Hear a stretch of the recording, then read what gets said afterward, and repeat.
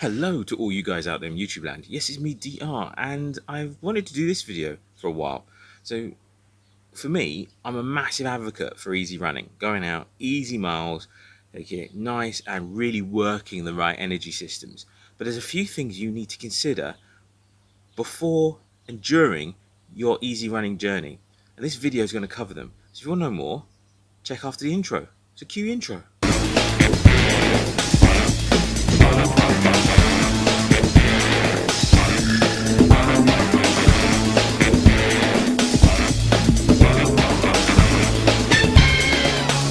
You're wanting to get into easy running. You might have heard of the Arthur Lydiate training styles, and I'll talk about these in other videos if people are interested in.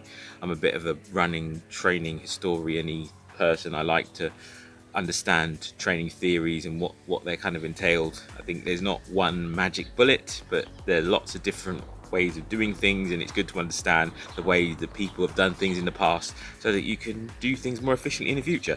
Anyway, that's not what this video is about. So you might have heard about Lydiate training, you might have heard about maffetone training and your maff rate, and you might have heard of all of these easy different styles of running. So these methodologies around easy running, and essentially as what easy running is you go out and you run miles aerobically comfortable. So it's also called chatty running. So thank you, Colin Lancaster. I've already put a shout out to his channel. So I'm not talking about those stuff, but things to consider if you're getting into easy running. So the first one is something that I've done on my journey, and I want to share, and most people that I come across and most people I know talk about this, is that you might get slower in the short term. And that's something that's a real bitter pill for most people to swallow. So let's talk about why you might get slower in the short term, because people all want progress and they think progress is linear. So you start here, and after a few weeks you're here going up on an upward curve. After another few weeks you're there on an upward curve, and it's all about constant progression. Actually, running's a bit more like this.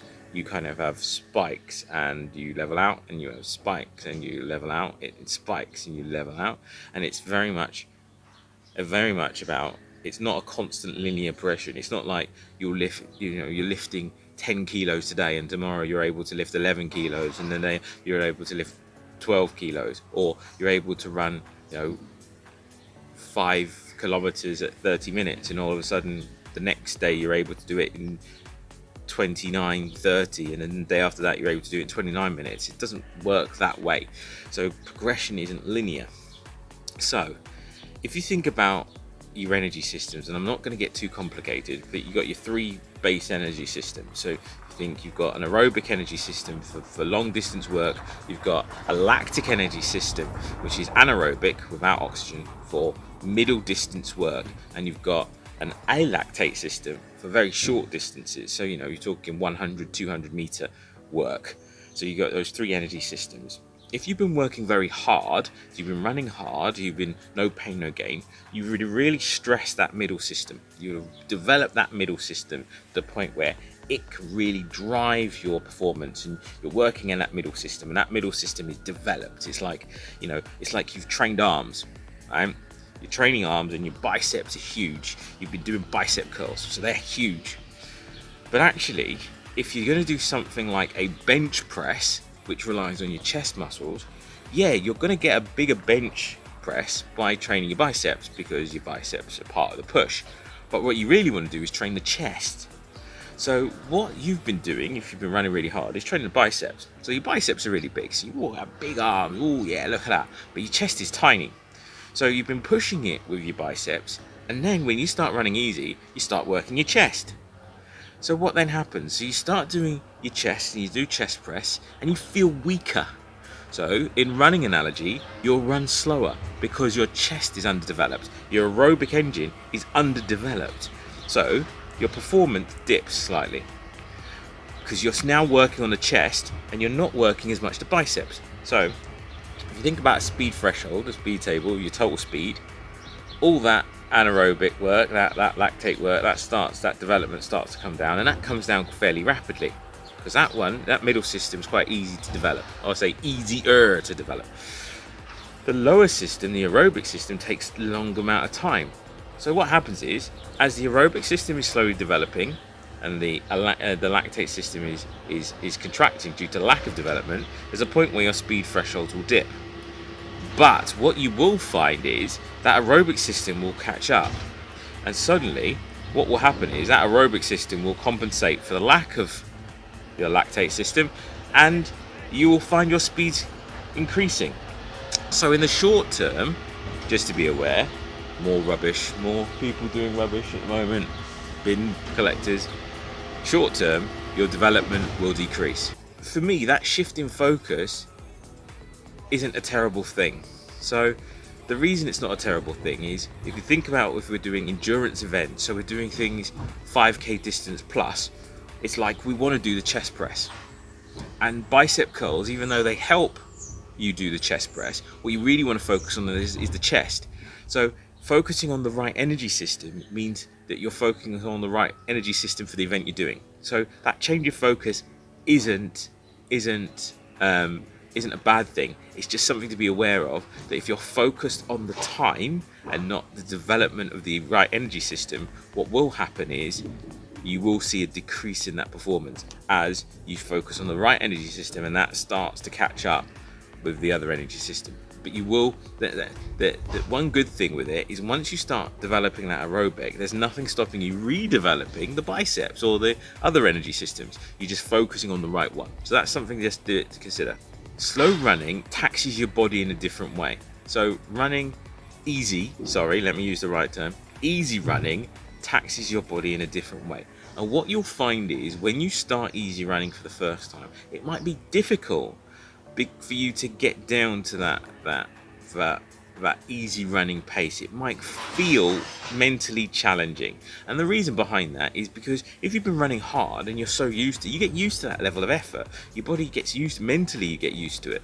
So that's something else to consider. It's really not challenging, but it takes discipline to train at the right level. So that's something else to be aware. It takes a lot of discipline and focus, a bit more than I expected actually, to train at the right level, especially when other third parties get involved. So and I'll come on to this in a second, so hold that thought.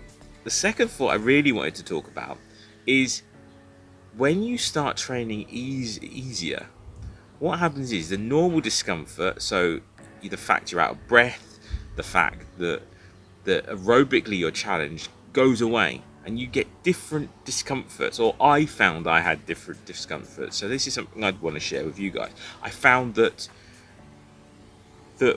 running easier meant that highlighted to me issues with my running form. So it highlighted to me that I was really heavy on the ground, and I pushed into the ground, and I didn't develop the supportive muscles. So to run easier, sometimes you need to build the supportive muscles that allow you to run, and it highlights challenges. So sometimes I've heard people say running easier hurts me a little bit, and it's because there might be an imbalance in your form. So just keep that in mind. When you run quicker, what tends to happen is you run with slightly better form. To be able to move faster, your form has to be more efficient for you to hold that and sustain that for long periods of time. So unconsciously, your body does do things slightly better, but it's only slightly better.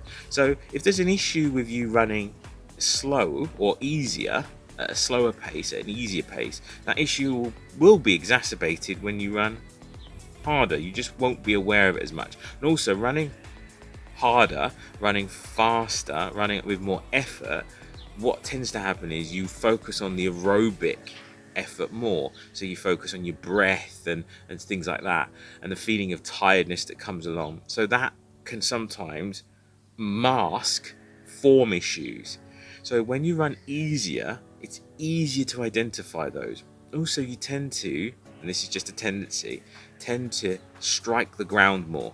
So if you run 5k and you say go out at your maximum effort or just under your maximum effort, if you had a step counter, you'd count the amount of steps you had, and if you looked at the amount of steps you had then and compared it for going out and running, I don't know, maybe a minute or two slower per mile, or a minute and a half slower per kilometer, what you'd find is in the slower run, you would normally have more steps. So you have more ground contact time when you run easier. So you tend to feel those forces a bit more.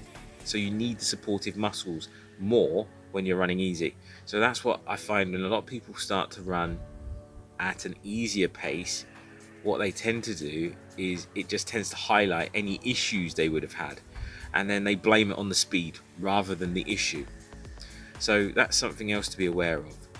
The joyful thing about running easier is it does give you a chance to correct it. It's very difficult to correct form issues if you're trying to run with effort. It's difficult to do things. I'm not saying it's not possible, but it's difficult to do two things at once. It's difficult to say, I'm going to correct this form issue, and I'm going to work really hard to make this form issue. I'm going to work really hard to make this form issue and correct it, and I'm going to work really hard at working hard. It's hard to do both. What tends to happen is you'll try to, and then you'll try to do that, and you won't necessarily reach either or. So just something to be mindful of.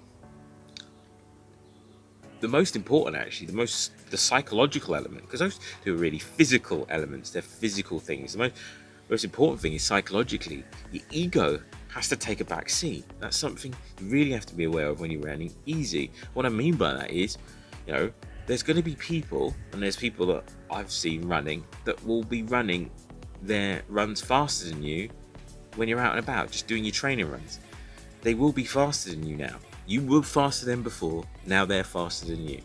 And that's something that can be a really bitter pill for some people to swallow, because they're like, wait, 2 weeks ago I was faster than them, so now I'm going to try and catch up with them, or I'm going to run harder, and I'm going to push the effort. And the challenge can then be with that is you have to take a back seat.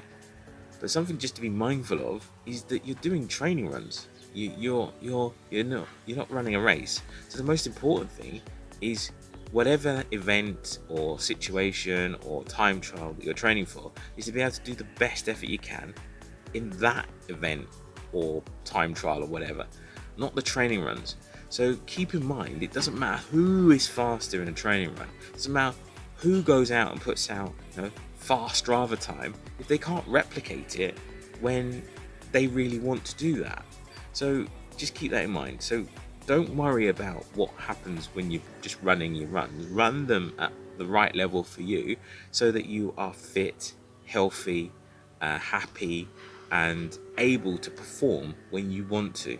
But that's something just to be mindful of, because there's been times I've been on runs and people that I was faster than before have just cruised past me doing whatever they're doing.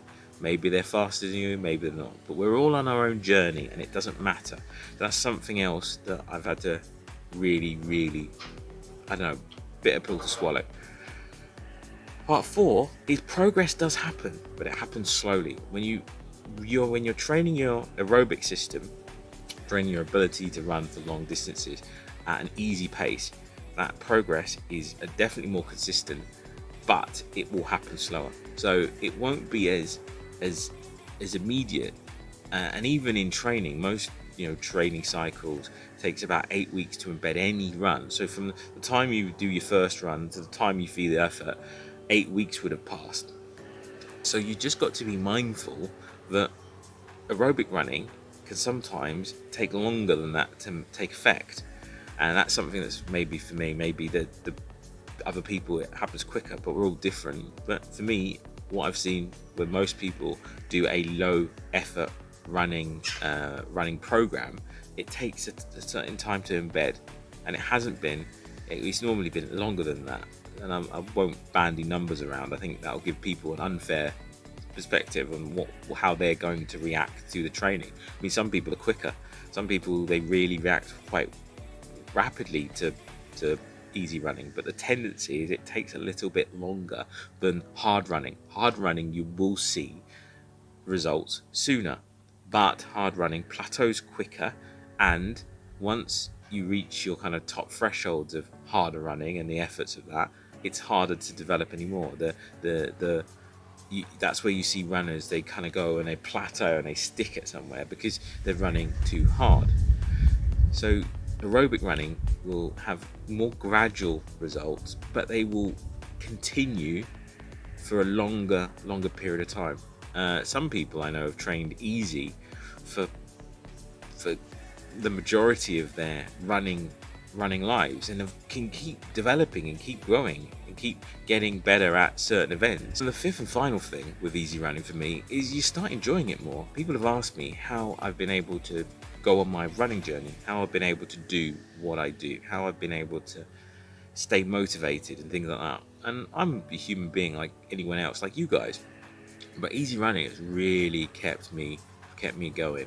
It's made me look forward to going out there and sticking on daps and getting some miles in. It's made me think, and I say made me, it's helped me. It's not, I'm not going out and killing myself on runs for hardly any benefit. Now, what I will say is I don't do everything easy. I'm more of an exponent personally of the 80-20 approach.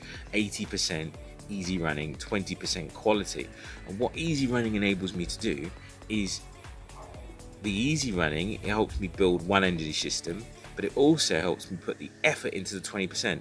So when I actually do the 20%, I'm able to put in the effort I need to get the maximum out of it. So I can train the right level for the 20% of the time, the right level for the 80% of the time, and that has a great balance. So what most people do is they train the easy stuff too hard, because they want a Strava time, they want a clock, they want to show to people, look what I've done. They train the easy stuff to the hard stuff too easy, so they're not getting the maximum benefit out of that, and therefore they're just plateauing. They're just staying at the same rate. So they're putting a lot of work and getting very or minimal benefits out of it. So that's just what I wanted to share with you. This is one thing I will say, caveat, this is just my opinion. You are free to disagree, and if you disagree, why don't you jot something in the comments and tell me why you disagree. If you agree, jot something down in the comments, tell me why you agree.